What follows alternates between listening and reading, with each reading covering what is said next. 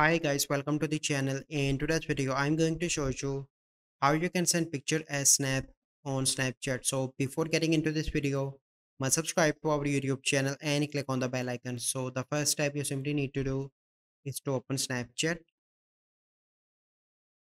So once you open Snapchat, you simply need to come onto the screen and scroll here to the filter.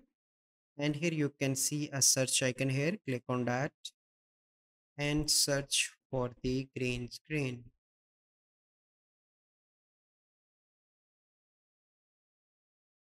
So once you are here, you simply need to click on green screen and now you can select picture from your gallery and click on that, and now it is snap, and then you simply need to click on next and you can share that with anyone. So I'm going to share with my AI.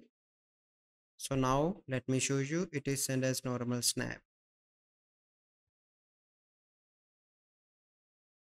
So let me go back.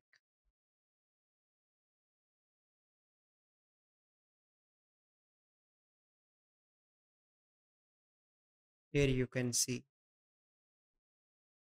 So this is the process. I hope you find this video helpful. If you find this video helpful, must like this video, subscribe to our YouTube channel for future videos. We'll see you in the next video.